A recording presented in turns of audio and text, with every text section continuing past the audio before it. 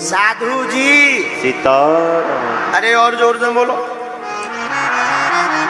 आज कथा में संत भगवान तो राम जी के और हनुमान जी के रूप में बैठे ही है। भारत में दो पीठें हैं, एक राजपीठ एक व्यासपीठ। जब जब राजपीठ पर खतरा आता है तब तब व्यासपीठ संभालती है। तो पूरे भारत में अगर इनको मैजिक मैन कहा जाए तो हमारा बड़ा प्रेम है, चूंकि श्री नितिन गडकरी जी आप एक ऐसे हैं तो पूरे भारत में ऐसी रोडें सड़कें बना दी कि नागपुर में जो हमें आने में 10 घंटे लगते अब 6 घंटा 7 में आ जाते। हाँ, तो एक दिन बैठे बैठे हम विचार कर रहे थे, जब आपसे पिछली बार मिलकर गए तो हमारे साथ में विधायक जी भी थे, तो हम आपस में चर्चा कर रहे थे। टेकराम साहब हमने कहा कि हमारे नागपुर वाले श्री गडकरी जी मैजिक मैन हैं, हाँ बागेश्वर वाले गुरु जी मिरेकल मैन हैं और नागपुर वाले गडकरी जी मैजिक मैन हैं। तो आज देखो दोनों पीठें लग गई। रोड डलवाने हो सो इनसे जुड़ो, तो आप रोड बस स्टैंड जो बनवाने हो सो बगल में लगी कहाई गद्दी। और अपने मन मंदिर में राम जी का भवन बनवाना हो, राम कथा सुनना हो तो व्यासपीठ से जुड़ो। तो एक है राजपीठ एक है व्यासपीठ। त्रेता युग में भी दो पीठें थी। राम जी के समय में जब राम जी का वनवास हो गया, दशरथ जी का मरण हो गया और राजपीठ खाली हो गई, तब उस वक्त व्यासपीठ श्री वशिष्ठ जी महाराज ने उस गद्दी को संभाला।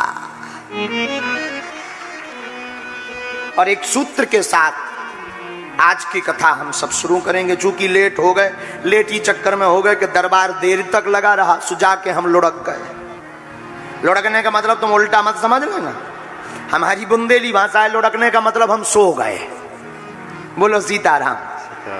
तो हमें बड़ी देर हो गई, लेकिन आज का एक सूत्र पागलो अपनी जिंदगी में तुम याद रखना और बड़ी ध्यान पूर्वक आज की बात को सुनकर जाना। अगर आज की कथा को तुम बड़े केंद्र में बैठ करके सुन करके गए तो मेरे पागल हम दावे के साथ कहते हैं तुम्हारे देखने का नजरिया बदल जाएगा। आपकी जैसी दृष्टि होगी वैसी सृष्टि होगी। आपके देखने का आइकॉन जैसा होगा आपको संसार वैसा दिखाई पड़ेगा। तुम पूरे जगत को काम में देखोगे तो पूरा जगत तुम्हें काम में दिखाई पड़ेगा, और तुम जगत को राम में देखोगे तो तुम्हें जगत राममय दिखाई पड़ेगा। और हमारे कली कुलशेखर गोस्वामी तुलसीदास जी कहते हैं, सब में राम नर ही नारायण है, सिया राम में सब जग जानी। सब में राम है। और मेरे पागलों, जिस दिन इंसान अपनी इंसानियत को पकड़ लेता है, सब में राम के दर्शन करता है, उस दिन इंसान इंसान बन जाता है। इसलिए दृष्टि को सुधारो।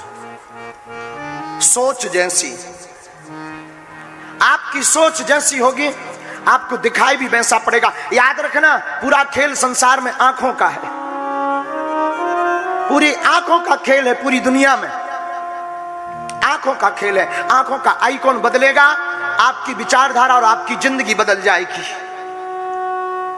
किसी गांव में एक आदमी रहता था, उसके पास में एक घोड़ा था। घोड़ा, उस घोड़े को आदत थी हरी घास खाने की। लेकिन जून के महीने में हरी घास कहां से मिले? कई दिनों से बेचारा घोड़ा भूखा था। गांव में किसी पंडित जी का, महंत जी का आना हुआ तो वो घोड़े का मालिक दौड़ा दौड़ा दौड़ा दौड़ा महात्मा जी की कथा में गया। कथा पूरी हो गई तो उसने हाथ जोड़कर कहा कि भगवान, हमने सुना है आप लोगों को समस्याओं का समाधान बताते हो, मेरी भी एक समस्या है। महात्मा ने कहा, बताओ तुम्हारी क्या समस्या है बस। उस व्यक्ति ने कहा, महाराज मेरे पास एक घोड़ा है और घोड़ा सूखी घास नहीं खा रहा। महात्मा ने मजाक किए मूड में हंसते हुए कहा कि इंसानों की समस्या का समाधान तो है, पर घोड़ों की समस्या का समाधान नहीं खोजा अभी। लेकिन उसने कहा, क्षमा कीजिएगा, प्राण की बाजी लगी हुई है। घोड़े को आदत हरी घास खाने की है, सूखी घास की व्यवस्था है। कृपा करके आप कोई उपाय बताइए कि हमारी समस्या का समाधान हो जाए। बहुत ध्यान से सुनना। महात्मा रहे होंगे नागपुर के, उन्होंने कहा एक काम करो, वैसे तो मैं कोई जादू टोना झाड़ फूक करता नहीं हूं, तुम एक काम करो, घोड़े के नाप का एक चश्मा बनवाओ, उस चश्मे का गिलास हरे कलर का लगाओ, हमें पक्का विश्वास है तुम्हारी समस्या का समाधान हो जाएगा। और ध्यान दीजिएगा, वो आदमी भागा भागा घर पर आया और उसने घोड़े के नाप का चश्मा बनवाया और उसका लेंस हरे कलर का रखा और पहले घोड़े के सामने सूखी घास डाली और फिर उसके चश्मा को बांधा। जैसे ही बांधा तो घोड़े को जो सूखी घास दिख रही थी वो चश्मा की कमाल के कारण हरी दिखने लगी और घोड़े की समस्या निपट गई। घोड़ा भाव पूर्वक भोजन को करने लगा, घास को खाने लगा और व्यक्ति बड़ा खुश हुआ। मिठाई लेकर के महात्मा के पास आया, आपने हमारी समस्या का समाधान कर दिया। महात्मा ने कहा हमने किसी भी समस्या का समाधान नहीं किया, घोड़े की दृष्टि ने उसकी समस्या का समाधान कर दिया। आपकी जैसी दृष्टि होगी आपको संसार वैसा दिखाई पड़ेगा। दृष्टिकोण ही जीवन का निर्धारण करती है, नजर ही नजरिया बदलती है। अद्भुत बात है। आत्मा को देखने के लिए, आत्मा का परिचय जानने के लिए ज्ञान की आवश्यकता है। महात्मा का कृपा पाने के लिए श्रद्धा की आवश्यकता है, लेकिन परमात्मा की कृपा को पाने के लिए भक्ति की आवश्यकता है।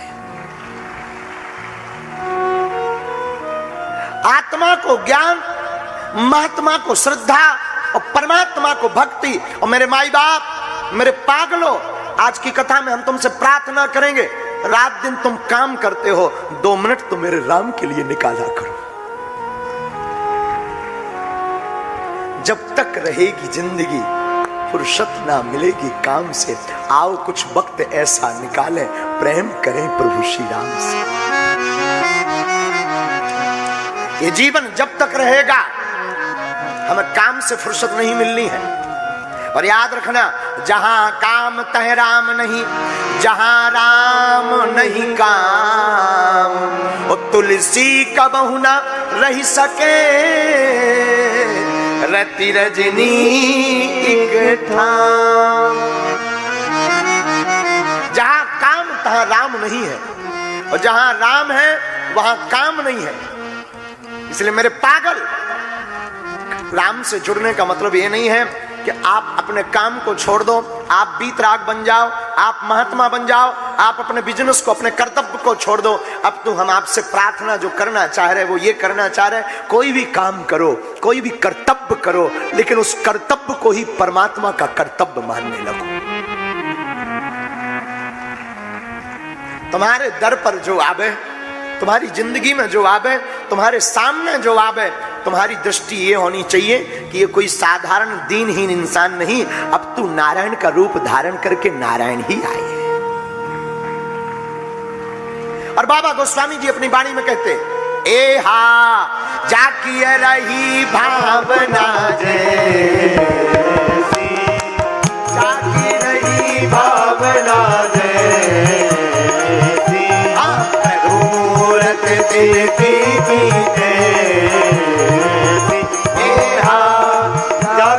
रही भावना जैसी, मूरत देवी जैसी। ए हा श्री राम जय राम जय जय राम, बोलो श्री राम जय राम जय जय राम, श्री राम जय राम जय जय राम,